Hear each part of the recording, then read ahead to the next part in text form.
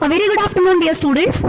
So we were reading the story of the mummy, the most famous mummy of King Tut, and about his demise, and all the speculations that go on lingering about his demise, the reason behind his death, the age at which he died, and all such things which still linger about King Tut. When was his mummy discovered? How all the things were done. Today we are going to study about the family line of King Tut. The family history or the family tree of King Tut we are going to deal with today.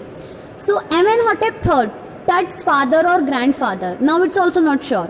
Amenhotep III, he was Tut's father or grandfather, this is also not sure, was a powerful pharaoh who ruled for almost 4 decades at the height of the 18th dynasty's golden age. Amenhotep III was a very powerful ruler who ruled for 4 decades. 1 decade, 10 years. 4 decades, around 40 years. At the height of the 18th dynasty's golden age. So 18th dynasty का जो golden era था, उस समय Amenhotep III ने rule किया. उनके जो सन थे, he was Amenhotep IV. जैसे अपन ने बिल्कुल इंडियन रूलर्स की लीनियज पढ़ी है अगर हम लोगों ने, Chandragupta first, Chandragupta second, in the same manner Amenhotep third के सन थे Amenhotep fourth. He succeeded him and initiated one of the strangest periods in the history of ancient Egypt. Amenhotep fourth ने रूल करना स्टार्ट किया Amenhotep third के बाद, और उनका जो टाइम था that was the strangest period in the history of ancient Egypt. सबसे ज्यादा अजीब, सबसे ज्यादा स्ट्रेंज जो पीरियड था वो एमेनोटेप फोर्थ का था. वो जो नए फरोहा थे Amenhotep fourth, he promoted the worship of the Aten, the sun disc. उन्होंने जो सन डिस्क होती है, जो गोल राउंड सन डिस्क होती है, उस सन डिस्क की वर्शिप जो है वो स्टार्ट करवाई. And that sun disc is known as Aten in Egyptian language. और एमेनहोटेप ने अपना नाम भी चेंज किया और अपना नाम चेंज करके रखा एखेनेटन और सर्वेंट ऑफ एटन. सबसे पहले तो एटन जो सन डिस्क थी उनको सुप्रीम गॉड बनाया, उसके बाद अपना नाम चेंज किया, उसको किया एखेनेटन और servant of the Aten. And move the religious capital from the old city of Thebes to the new city of Akhetaten. अपनी रिलीजियस कैपिटल जो थी वो भी उन्होंने स्विच कर दी. जो पुरानी थेब्स सिटी थी वहां से शिफ्ट करके नई एखेटेटन सिटी में लाकर उन्होंने अपनी जो रिलीजियस कैपिटल थी उसको स्टैब्लिश किया. नाउ नोन एज अमरना, जो अब अमरना नाम से जानी जाती है. He further shocked the country by attacking Amun, a major god, smashing his images and closing his temples. चलो अभी तक जो किया वो तो ठीक था, but he shocked the country. अब उन्होंने एक और चीज की जिससे पूरी कंट्री शॉक हो गई, और वो थी जो उस समय तक के जो मेजर गॉड थे अम्यून, उनको अटैक किया. अटैक इन द सेंस उनकी इमेजेस डिस्ट्रॉय की, उनके टेम्पल सारे जो थे बंद कर दिए. उस समय तक जो गॉड थे वहां पर इजिप्ट में, मेजर गॉड अम्यून, उनकी वर्शिप बंद करवा दी. It must have been a horrific time, said Ray Johnson, director of the University of Chicago's Research Center in Luxor. तो Ray Johnson, university of Chicago's research centre in Luxor, वहां के जो director है, उनका कहना था कि वो एक बहुत ही हॉरिफिक टाइम रहा होगा. The site of ancient Thebes, the family that had ruled for centuries was coming to an end, and then Akhenaten went a little wacky. The family that ruled for centuries was coming to an end. एक family जो इतनी centuries से rule कर रही थी वो अपने अंत की तरफ बढ़ रही थी. And then that fellow Akhenaten went a little wacky. Wacky that is weird. उस अंत तक आते आते Akhenaten जो है वो थोड़ा सा वियर्ड और थोड़ा सा पगला सा हो गया. He used to take ridiculous nonsense decisions. After Akhenaten's death, a mysterious ruler named Smenkhare appeared briefly and exited with hardly a trace. Akhenaten के डेथ के बाद एक मिस्टीरियस रूलर आया, मतलब पता नहीं कहीं से एक रूलर का नाम आया स्मेनखेरे, जो बहुत ही कम टाइम के लिए अपीयर हुआ. बहुत ही कम टाइम के लिए जो था वो वहां का रूलर था, और बिना कोई ट्रेस या मतलब बिना कोई ऐसी चीज स्पेशलिटी छोड़े वो गायब भी हो गया. स्मेनखेरे जो रूलर था वो बहुत ही काफी मतलब कम समय के लिए उन्होंने रूल किया, ज्यादा कोई लंबा टेन्योर उनका रहा नहीं, और एकदम से सडनली वो आए थे और suddenly disappear, in the sense उनका रूल जो है वो उतनी जल्दी खत्म हो गया, and that too he exited with hardly a trace, मतलब ऐसा कोई महान काम नहीं किया कि हिस्ट्री में नाम हो या ऐसा कुछ। उसके बाद एक बहुत ही यंग रूलर ने रूल करना स्टार्ट किया, young ruler descended the throne and the ruler was Tutankhaten, जो आज के जमाने में किंग टट के नाम से फेमस है। तो वो बॉय किंग क्यों? Because he was very young at that time, very young age. तो उस बॉय किंग ने अपना नाम चेंज किया, अपना नाम चेंज करके लिख लिया टुटनखमुन। अब वो एखनाटन के वंशज थे तो उनका नाम रखा गया था टुटनखटन, लेकिन अब वो किंग बन चुके थे, पावर में आ चुके थे, तो सबसे पहला काम उन्होंने अपना नाम चेंज करने का किया और वो नाम था टुटनखमुन, लिविंग इमेज ऑफ एम्यून। तो वो एम्यून मेजर गॉड जिनकी वर्शिप टुटनखटन ने खत्म करवाई थी, उन्हीं की वर्शिप एखनाटन ने खत्म करवाई थी, उन्हीं की वर्शिप जो है वो किंग टट ने वापस स्टार्ट करवाई, अपना नाम सबसे पहले चेंज करके टुटनखमुन किया। और उसके बाद से लोगों को लगा कि हाँ अब पुराना समय जो है वो वापस आने लगा है। Oversaw a restoration of the old ways. He reigned for about 9 years and then died unexpectedly. Around 9 सालों तक उस रूलर ने, उस बॉय किंग ने रूल किया और देन अनएक्सपेक्टेडली उनकी डेथ हो गई। Regardless of his fame and the speculations about his fate, that is one among many mummy in Egypt. Now, regardless of his fame, मतलब जो भी फेम है उनका या फिर जो उनकी किस्मत के लुक को लेकर जितने भी स्पेक्यूलेशंस हैं, उन सबसे दूर टुटनखमुन या किंग टट की जो मम्मी है वो उन हजारों ममीज में से एक है जो इजिप्ट में पाई जाती है। No one knows the Egyptian mummy project which began an inventory in late 2003 had recorded almost 600 so far and still counting. तो इजिप्शियन मम्मी प्रोजेक्ट स्टार्ट हुआ, एक इन्वेंट्री प्रोजेक्ट जो कि ढूंढने, जो एक डिस्कवरी पॉइंट था कि ढूंढे देखे जाए इजिप्ट में कितनी ममीज हैं। तो लेट 2003 में समथिंग कुछ 2003 के एंड में वो शुरू हुआ और 600, जब ये बुक लिखी गई थी, जब ये पूरा राइटअप लिखा गया था, तब तक अराउंड 600 ममीज जो है वो खोजी जा चुकी थी and they were still counting. 600 mummies ढूंढी जा चुकी थी और काउंटिंग अभी भी कंटिन्यूड थी, अभी भी काउंट बढ़ रहा था। The next phase, scanning the mummies with a portable CT machine donated by the National Geographic Society and Siemens, its manufacturer. अब पहला फेज था वो प्रोजेक्ट स्टार्ट करना जिससे मम्मीज को ढूंढा जाए। अब उसके अंदर दूसरा फेज था एक पोर्टेबल सीटी स्कैन मशीन से उनको स्कैन करना। पोर्टेबल सीटी स्कैन मशीन मतलब जो कैरी की जा सके कहीं भी अपने साथ, और उस सीटी स्कैन मशीन को डोनेट किया था नेशनल जोग्राफिक सोसाइटी और सीमेंस ने। King Tut is one of the first mummies to be scanned in death as in life, moving regally ahead of his countrymen. तो King Tut की जो mummy है, it's one of the first mummies to be scanned. जो mummies को, जितनी mummies को scan किया गया उनमें से one of the first mummies हैं जो कि स्कैन की जा रही है in death as in life. अब डेथ मतलब डेथ के बाद तो उनको पूरा स्कैन किया ही जा रहा है कि कैसे क्या डेथ हुई। Life as in life means his life is also going under scanning, कि क्या थी उस 9 years को तक रूल करने वाले उस बॉयश किंग या बॉयश फरोआ की लाइफ।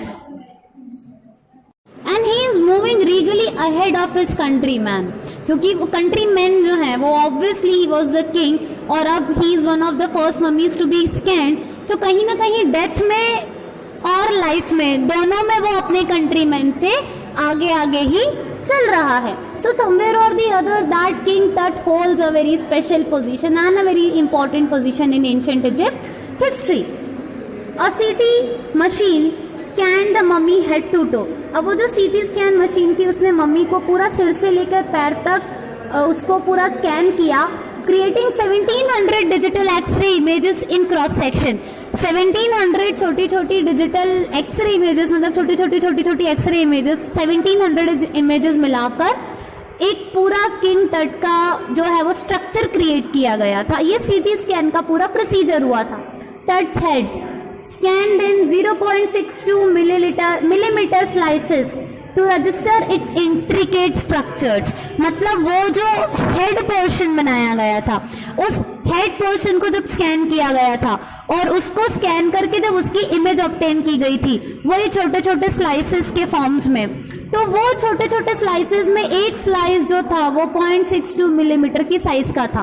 मतलब इतने छोटे छोटे स्लाइस, ताकि एक के छोटे से छोटा डिटेल जो है वो सारी देखी जा सके। इट्स इंट्रिकेट स्ट्रक्चर, मतलब उसका बिल्कुल deep structure takes on every detail in the resulting image, every detail, every single small detail। वो इमेज बताते समय, बनाते समय छोटी से छोटी डिटेल लाने के लिए छोटे छोटे स्लाइसेस में इतनी सारे छोटे छोटे पीसेस को इकट्ठा करके एक पूरा इमेज बनाया गया। जैसे आप लोग मोजाइक इमेजेस देखते हैं वैसे ही वो सीटी स्कैन की इमेज होती है। With touch entire body similarly recorded a team of specialist in radiology, forensics and anatomy began to probe the secrets that the winged goddesses of the gilded burial shrine protected for so long। Now just look at the beauty of the literature। वो बता रहे हैं author कि जब पूरी तट की body को पूरा एंटायर स्कैन किया गया और उस पर एक टीम ऑफ स्पेशलिस्ट वर्क की, जिसमें रेडियोलॉजिस्ट थे, फोरेंसिक्स थे और एनाटॉमिस्ट थे, और वो सारे मिलके वो सारे सीक्रेट खोलने की कोशिश कर रहे थे जो उस बरियल श्राइन में, उस दफनाए हुए श्राइन में को इतने, इसमें जो जितने भी सीक्रेट्स दबे हुए थे, और वो विंग्ड गॉडेसेस जो उसको प्रोटेक्ट कर रही थी इतने दिनों से, इतने सालों से, उस प्रोटेक्शन को, वो जो सीक्रेट उन्होंने अपने अंदर छुपा रखा था, उस सीक्रेट को बाहर निकालने के लिए इतने सारे लोग जो हैं वो लगे थे, इतने सारे स्पेशलिस्ट जो थे वो लगे थे। The night of the scan, workmen carried Tut from the tomb in his box. Like pallbearers, they climbed a ramp and a flight of stairs into swirling sand outside. Then rose on a hydraulic lift into the trailer that held the scanner. अब obviously night में scanning हो सकती थी, क्योंकि दिन में तो सारे जो टूरिस्ट रहते वो घूमने आते, तो जिस रात उसकी स्कैनिंग करनी थी उस रात जो है, जो वर्कमैन थे, वो जो काम करने वाले लोग थे, उन्होंने किंग टट को कैरी किया, किंग टट की जो मम्मी थी उसको एक बॉक्स में कैरी किया। जैसे याद है हावर्ड कार्टर ने उनको एक बॉक्स में उनकी बॉडी को असेंबल करके रखा था, तो उसके जो टट की जो बॉडी थी उसको उस बॉक्स में कैरी किया, एक रैंप पे क्लाइंब करते हुए, and a flight of stairs into the swirling sand outside। वो रैंप पे होते हुए, उस रैंप के थ्रू वो ऊपर, क्योंकि 26 फीट गहरे बरियल चैम्बर में वो थे, तो ऊपर तक उठाकर उसको लेकर आए रैंप के सहारे से to the swirling sand outside। और बाहर जो बालू रहती थी वो बुरी तरह से तूफान के जैसे उड़ रही थी, हवा चल रही थी, मौसम बहुत खराब हो रहा था।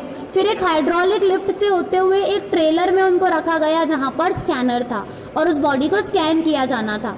20 minutes later, 2 men emerged, sprinted for an office nearby, and returned with a pair of white plastic fans। 20 minute बाद वो जो चैम्बर जहां पर उसका स्कैनिंग हो रहा था, 20 मिनट बाद उसमें से 2 आदमी आते हैं, वो ऑफिस की तरफ भागकर जाते हैं और व्हाइट प्लास्टिक फैंस के पेयर के साथ वापस आते हैं, मतलब एक प्लास्टिक फैन लेकर वो वापस आते हैं। The $1 million scanner had quit because of sand in a cooler fan। वो जो $1 million का स्कैनर था वो खराब हो गया था। इट हैज क्विट, मतलब उसने काम खराब कर दिया था, वो खराब हो गया था because of sand in a cooler fan.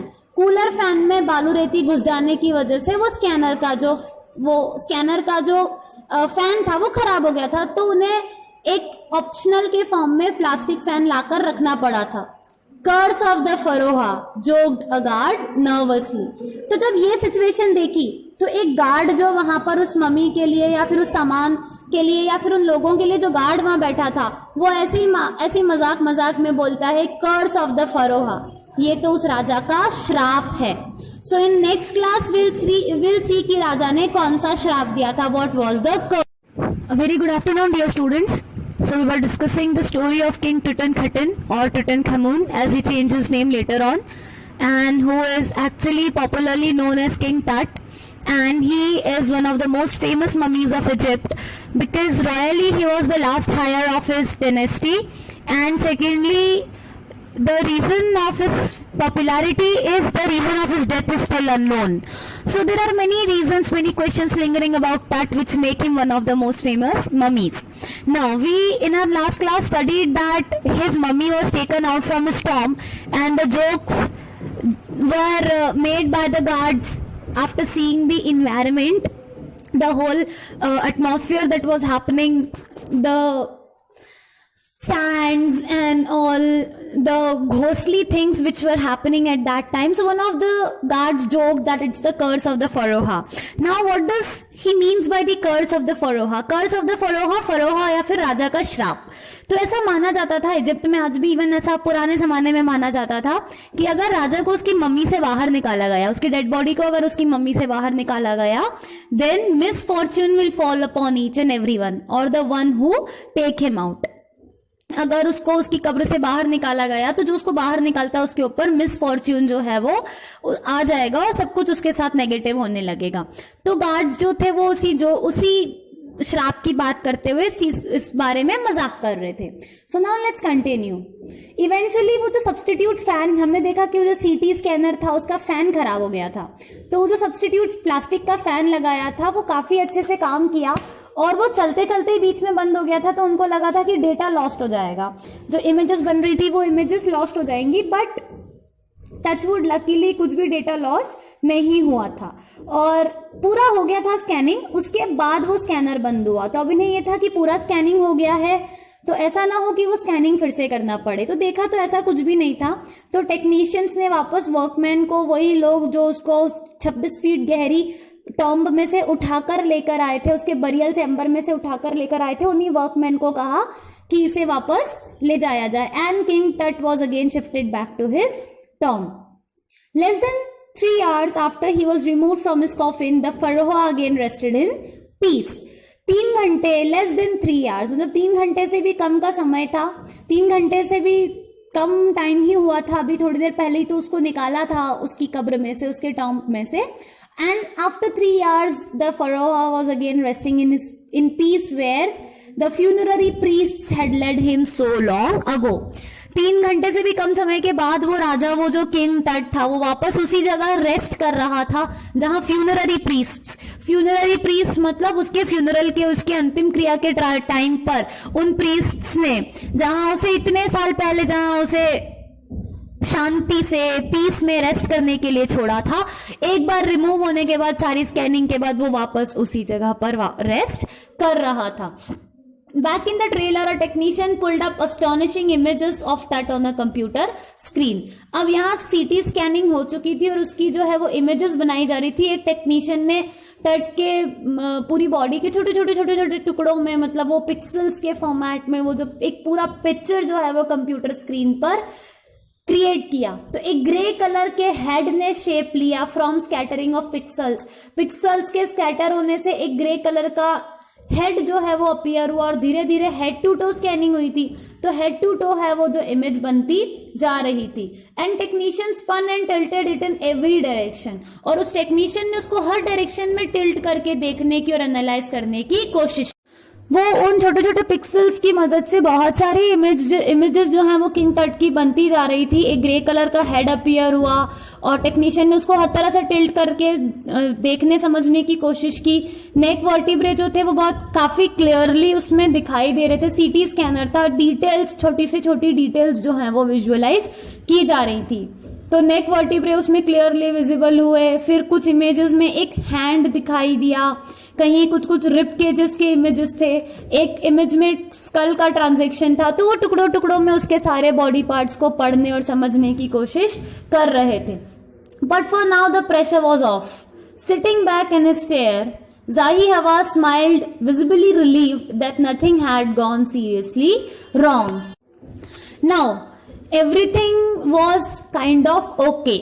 अब वो उस स्पेयर फैन के लगाने करने से ऐसा डर लग रहा था कि हो सकता है कि कहीं डेटा लॉस्ट हो जाए या ठीक से सारे बॉडी पार्ट के इमेजेस ना आए, लेकिन ऐसा कुछ भी नहीं था. जो प्रेशर था जाही हवास जो उस चीज की रिसर्च कर रहे थे उनके माइंड पे, वो प्रेशर जो था वो अब खत्म हो चुका था और वो आराम से अपनी चेयर में रिलैक्स्ड होके बैठे थे, स्माइल कर रहे थे. विजिबली रिलीव्ड, बिल्कुल उनके चेहरे पे दिखाई दे रही थी वो रिलीफ जो है, वो सुकून शांति जो है वो दिखाई दे रहा था कि कुछ भी इतना सीरियसली गलत नहीं हुआ है, सब कुछ जो है वो व्यवस्थित है, सब कुछ चीजें क्लियरली दिखाई भी दे रही है, अब उनको स्टडी करना और आसान हो जाएगा। I didn't sleep last night and then he says मैं सोया नहीं रात भर पूरी, not for a second, एक सेकंड के लिए भी नहीं सोया, क्योंकि बहुत बड़ा काम था ये, बहुत ज्यादा ही बड़ा प्रोजेक्ट था। I was so worried but now I think I will go and sleep। तो वो अपने जो क्रू मेंबर्स जो मेट्स रहते हैं उनसे कहते हैं कि कल तो रात भर में एक सेकंड के लिए भी नहीं सोया, क्योंकि एक बहुत बड़ा टास्क था उसको निकालना, स्टडी करना, कुछ चीजें छूट ना जाए, तो अब मैं जो है वो आराम से जाकर सोऊंगा। And finally it was a moment of relaxation for the archaeologist और for the person Zahi Hawass who was researching on King Tut। By the time we left the trailer, descending metal stairs to the sandy ground, the wind had stopped। By the time वो trailer जहां पर वो temporary setup जहां पर वो सारी सीटी scanning और सब हो रही थी, उसमें से बाहर निकल कर आए, मेटल स्टेयर से होते हुए नीचे सैंडी ग्राउंड तक आए, जो हवा बहुत तेज चल रही थी जब उस टट की मम्मी को बाहर निकाला गया था, तब जो बहुत तेज हवा चल रही थी और आंधी तूफान आ रहा था वो अब कम हो चुका था, बंद हो चुका था। द विंटर एयर ले cold and still like death itself. और विंटर का टाइम था तो वो जो विंटर की एयर थी वो बहुत ही ज्यादा कोल्ड थी और बहुत स्टिल थी, मतलब जैसे बिल्कुल डेथ जैसा सिनेरियो उस समय, वो पूरा माहौल ऐसा पूरा बन रहा था। In this valley of the departed, valley of the departed the one who had gone, जो चला गया उसको बोलते हैं डिपार्टेड। तो ये जो वैली ऑफ डिपार्टेड थी, ऑब्वियसली उस पूरे एरिया में यहां से वहां तक सिर्फ ममीज और डेड बॉडीज ही थी, तो इस वैली ऑफ डिपार्टेड में हवा भी ऐसी लग रही थी as if it's death, as if death is in the living form। Just above the entrance to Tut storm stood Orion, the constellation that the ancient Egyptians knew as the soul of Osiris, the god of the afterlife, watching over the boy king। Now see the literary beauty, मतलब archaeology तो अपनी जगह, discovery अपनी जगह, लेकिन इसकी literary beauty आप देखिए। वो बताते हैं कि just above the entrance of टट स्टॉर्म, टट के टॉम के एंट्रेंस के जस्ट ऊपर सामने एक ओरियन था, ओरियन कॉन्स्टिलेशन।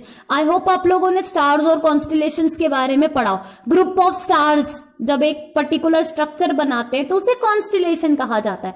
तो टट के टॉम के एंट्रेंस के ठीक ऊपर जो है वो ओरियन कॉन्स्टिलेशन दिखाई दे रहा था, और पुराने इजिप्शियन माइथोलॉजी में माना जाता था कि वो जो ओरियन कॉन्स्टिलेशन है वो ओसिरिस की सोल है। एंशिएंट इजिप्ट माइथोलॉजी में ओसिरिस जो थे the God of after life, after life the life after death.